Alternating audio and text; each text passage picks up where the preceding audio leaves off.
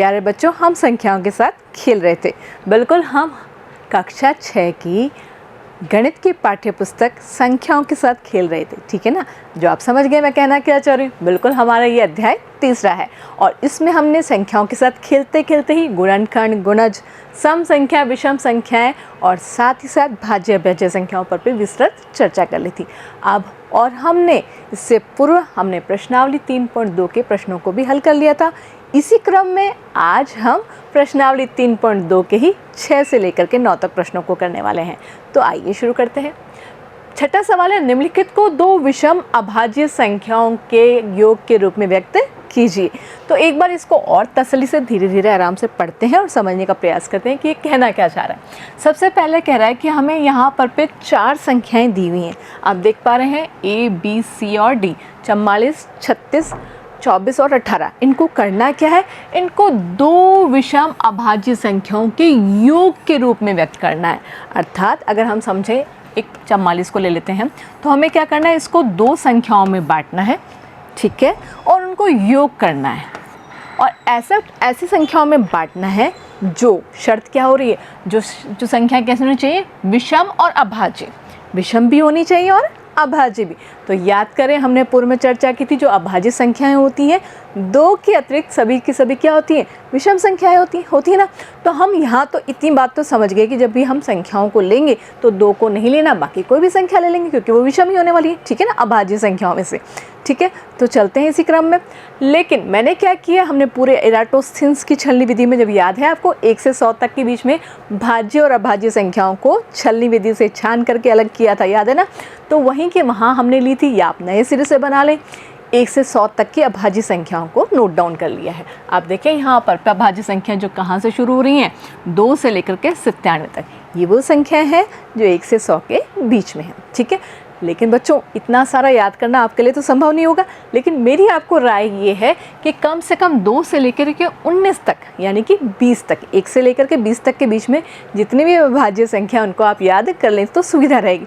और सरल है, 2, 3, 5, 7, 11, 13, 17, 19 हो गया, ठीक है ना। बारी बार जब आप इसको प्रैक्टिस में लेंगे याद हो जाएगा, ठीक है ना। अधिकतर सवाल यहीं तक पूछे जाते हैं और अगर ज़्यादा होगा तो वो तो आप निकाल ही सकते हैं, ठीक है ना। तो अब बात करते हैं सवाल नंबर 1 की, जो कि है 44। तो 44 को हमें क्या करना है, दो संख्याओं में बांटना है जो कि प्लस हो। तो जैसे हम पूर्व में चर्चा कर चुके हैं, हमें विषम लेनी है तो हम 2 को तो नहीं लेंगे, याद है ना। तो शुरुआत कहाँ से करते हैं, 3 से। तो 3 में बच्चों में क्या जोड़ूं कि 44 हो जाए। तो ऐसे में हम क्या करेंगे, हम उल्टा कर लेंगे। हम 44 में से 3 को घटा कर देख लेंगे। तो जैसे 44 में से 3 को घटाया तो कितना आया, 41। तो आप मुझे देख के बताएं, क्या 41 यहाँ पर पे आपको दिखाई दे रहा है? बिल्कुल दिखाई दे रहा है 41, अर्थात 41 भी हमारी अभाज्य विषम संख्या है, तो इसको ले सकते हैं हम, ठीक है ना। हमने एक तो संख्या ढूंढ दी, वैसे तो उसने 1 के लिए कहा है, लेकिन हम एक और प्रयास कर लेते हैं, ठीक है। नेक्स्ट संख्या हमने ले ली, 3 के बाद क्या है, 5। 5 को लिए तो 5 में क्या जोड़ें, तो हम, हमारे लिए तो सुविधाजनक क्या है, हम 44 में से 5 को घटा कर देख लेंगे। तो जैसे घटाया तो क्या है, ये 39। और 39 क्या आपको यहाँ कहीं दिखाई दे रहा है, नहीं दिखाई दे रहा होगा। क्यों, क्योंकि 39 में 3 का और 13 का पूरा भाग जाता है, अर्थात वो भाज्य संख्या है। तो यहाँ तो नहीं होंगी ना, तो नहीं होंगी तो हम लिख भी नहीं सकते, ठीक है। नेक्स्ट चलते हैं अगली संख्या पर, जो कि हमारी क्या है, 7। तो अब हम 5 को तो नहीं लेंगे काम में, तो 5 वाले को तो हटा ही देते हैं, ठीक है, ये हटा दिया। अब बात करते हैं हम 7 की। तो अगली संख्या हमने लिखी 7। अब 7 में क्या जोड़ें, तो किस में से घटाएंगे, बिल्कुल हम घटाएंगे 44 में। 44 में से 7 घटाया तो ये कितना आया, ये आया 37। तो बताएं, यहाँ पर पे 37 दिखाई दे रहा है ना, बिल्कुल ये रहा 37 दिखाई दे रहा है। तो इसको हम यहाँ पर पे 37 के साथ लिख सकते हैं। बच्चों, इसी प्रकार से आप चाहें तो क्रम में बढ़ते हुए और संख्याएं भी ढूंढ सकते हैं जिनका योग क्या होगा, 44 होगा। तो ये आप प्रैक्टिस करिएगा। नेक्स्ट लेते हैं अगला बिंदु, जो कि है B, और इसमें हमें 36 को दो संख्याओं में तोड़ना है। तो 36 के लिए हम फिर से दो संख्याओं को लेने वाले हैं। शुरुआत हम कहाँ से करेंगे, बिल्कुल 3 से करेंगे, 2 तो नहीं लेना। तो 3 में क्या जोड़ें, तो वो तो समझ में आ रहा है 33। क्या 33 नहीं दिखाई दे रहा है, क्योंकि पता है 33 में 3 का भाग जाता है 11 दफ़ा, तो 11 का भाग भी 33 में 3 दफ़ा जाने वाला है, अर्थात 33 में 3 और 11 का भाग जाने वाला है। तो ये भाज्य संख्या, और ये इसलिए यहाँ पर नहीं लिखी जाएगी। चलते हैं अगली संख्या पर। तो अगली संख्या हम क्या लेने वाले हैं? अगली संख्या हम लेने वाले हैं 5, ठीक है ना। तो यहाँ पर हमने लिया 5। 5 में क्या जोड़ें कि 36 हो जाए? घटा कर देखेंगे। जैसे 36 में से हमने 5 को घटाया तो कितना आ गया? 31, और 31 यहाँ पर हमें दिखाई दे रहा है, ठीक है ना। आ रही बात समझ में? हम क्रम से आगे बढ़ते जा रहे हैं। ऐसे सोचने लगेंगे तो उलझ जाएंगे, किस किस को जोड़ें। तो क्रम से चलते हैं, जो हमारे काम का होगा उसको रख लेंगे, जो नहीं होगा उसको हटा देंगे। आप देख रहे हो ना, मैं मिटाती जा रही हूँ। ऐसे अगर हम 7 की बात करें तो 7 में क्या जोड़ें? घटा के देख लेते हैं। 36 में से 7 को घटाया तो कितना आया? 29। तो 29 यहाँ पर है ना। तो यहाँ पे 7 प्लस 29 हम लिख सकते हैं। और भी संख्या आप ढूंढेंगे। मैं चलती हूँ अगले सवाल पर, जो कि है सी। 24 को तोड़ना है। 2 संख्याओं में शुरुआत हम 3 से करने वाले हैं। बिल्कुल। तो 3 में क्या जोड़ें? तो 3 में क्या जोड़ेंगे? 24 में से घटाया 3 तो कितना आया? 21। और 21 तो हमारी क्या होती है? बिल्कुल हमारी भाज्य संख्या होती है, क्योंकि 21 3 के पहाड़े में आता है 7 दफ़ा, अर्थात 7 दफ़ा पूरा भाग जाएगा, और 7 के पहाड़े में 3 दफ़ा आएगा। तो निश्चित तौर पे यहाँ पर आपको दिखाई भी नहीं दे रहा होगा, नहीं दिखाई दे रहा होगा। तो अब हम इसको मिटाने वाले हैं। तो ये ले लिया हमने, इसको हटा दिया। नेक्स्ट 3 के बाद अब हम क्या ले सकते हैं? बिल्कुल हम लेंगे 5। चेक करते हैं ना। तो 5 को रखा, 5 को अगर हमने रखा तो क्या बनने वाला है? 24 में से 5 को घटाया तो क्या आने वाला है? बिल्कुल आने वाला है 19। और 19 यहाँ पर आपको दिखाई दे रहा है। बन गया ना? 5 और 19 क्या हो गया? 24। और अगली संख्या हम अब क्या लेंगे वाले हैं? 7। तो 7 में अब हम क्या जोड़ें? तो वही 24 में से 7 को घटाएंगे तो यहाँ पे कितना आने वाला है? 17। और 17 भी यहाँ पर है, ठीक है ना। तो मैंने, वैसे तो वो आपसे एक ही पूछ रहा है, मैं आपको 2-2 निकाल के बता रही हूँ, ताकि आपको समझ में आए हम किस तरह से संख्याओं को ढूंढ सकते हैं, ठीक है ना। नेक्स्ट चलते हैं 18 की ओर। तो 18 के लिए फिर शुरुआत हम कहाँ से करने वाले हैं? बिल्कुल 3 से करने वाले हैं। तो 3 में क्या जोड़ें 18 आ जाए? तो ये तो हमें समझ में आ रहा है 15। लेकिन 15 तो हमारी भाज्य संख्या है, जिसमें 3 और 5 का पूरा भाग जाता है, और यहाँ पे आपको दिखाई भी नहीं दे रहा है, ठीक है ना। तो हम इसको हटा देंगे। नेक्स्ट लेंगे, क्या लेंगे? नेक्स्ट हम लेंगे हमारी अगली संख्या, जो कि है 5, ठीक है। तो 5 में क्या जोड़ें? तो 5 में 18 में से 5 को घटाया तो क्या आया?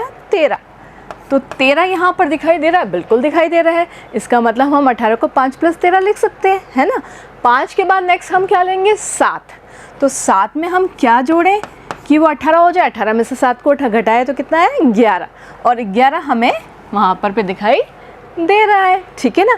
तो ये 2 संख्या हमने ढूंढ ली, और अगर आगे हैं तो आप ढूंढेंगे। चलते हैं अगले सवाल की ओर, जो कि है 7वां सवाल, ठीक है ना। 7वां सवाल है, अभाज्य संख्याओं को ऐसे 3 युग्म में लिखिए। अभी तक तो हम केवल 2 युग्म ले रहे थे। 2 युग्म मीन्स जोड़ा होता है। 3 युग्म लिखिए जिनका अंतर 2 हो। यहाँ पर सवाल थोड़ा सा अलग है। अभाज्य संख्याओं के ऐसे 3 युग्म लिखिए। युग्म का मतलब होता है जोड़ा, और जोड़ा भी कैसा? शर्त क्या है? जिनका अंतर 2 हो, अर्थात अगर उनको आपस में घटाया निश्चित तौर पे बड़ी संख्या में से छोटी को घटाया जाएगा, है ना। तो वहाँ पर मान कितना है? 2, ठीक है। और यहाँ पर इस टिप्पणी में कुछ लिख भी रहा है, उसे भी पढ़ लेते हैं। 2 अभाज्य संख्या जिनका अंतर 2 हो अभाज्य युग्म कहलाती हैं। ये भी एक इम्पॉर्टेंट बिंदु है, याद रखिएगा। अभाज्य युग्म क्या होता है? नाम से पता चला, युग्म मीन्स जोड़ा, यानी कि 2 संख्याओं की बात होगी। और कैसी 2 संख्याओं की? जो अभाज्य होंगी।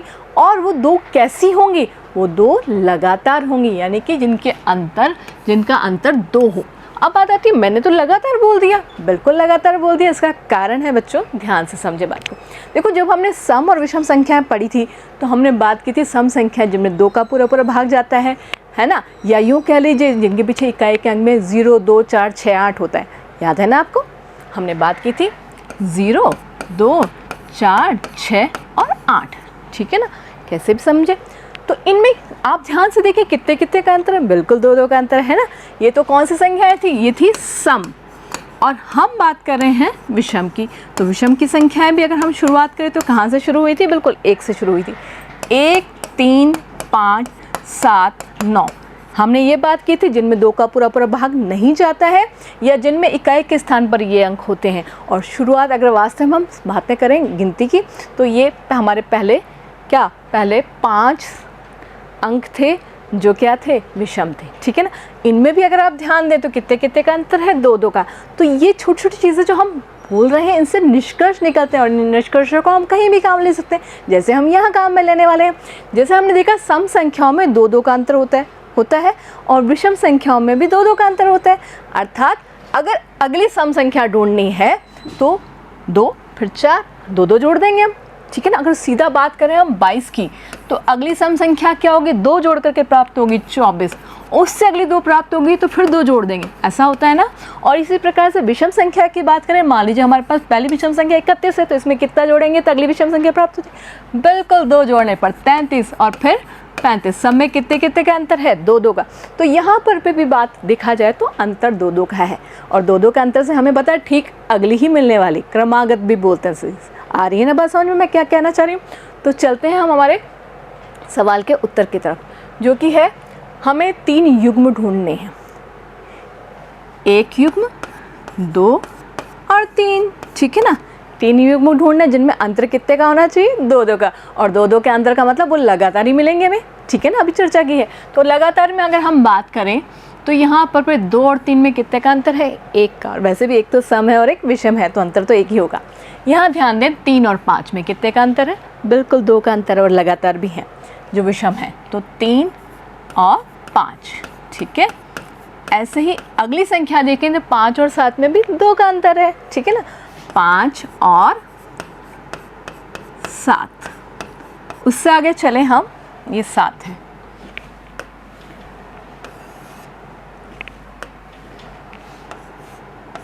ठीक है। उससे आगे चले तो 7 और 11, लेकिन यहाँ तो अंतर 4 का हो गया तो इसको नहीं लेंगे। फिर चलते हैं 11 और 13, बिल्कुल 2 का अंतर है तो इनको ले लेते हैं, 11 और 13।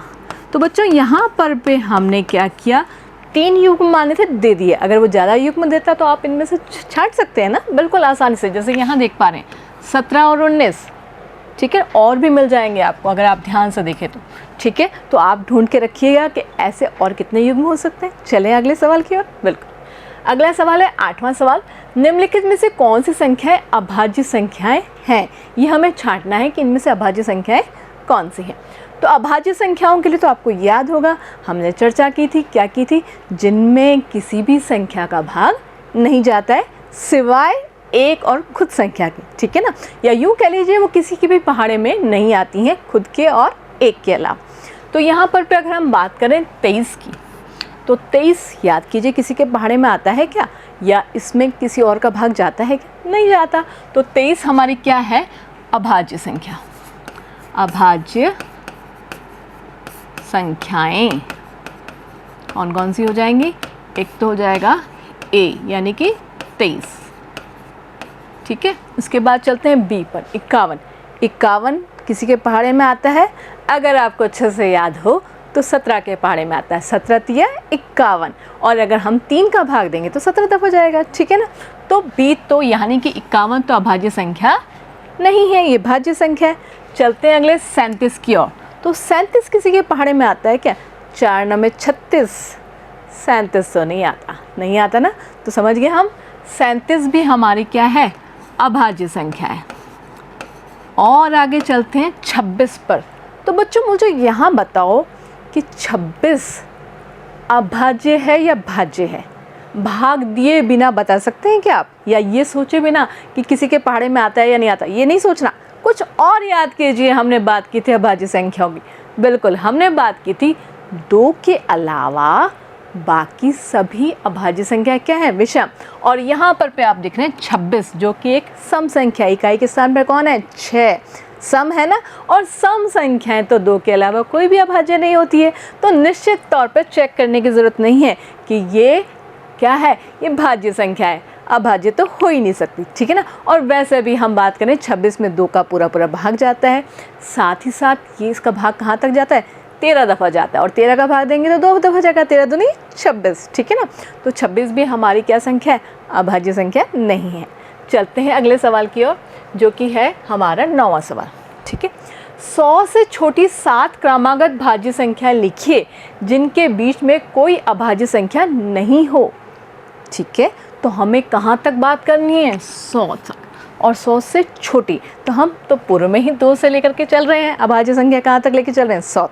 ये हिंट हम काम में लेते रहेंगे, जब हमारे प्रैक्टिस में आ जाएगा फिर हमें हिंट की आवश्यकता नहीं, हम अपने आप कर सकते हैं स्वतः ही। ठीक है ना, जिनके बीच में कोई अभाज्य संख्या नहीं हो।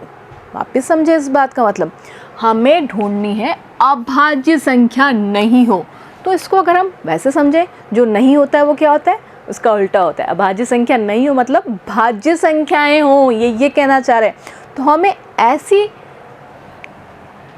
7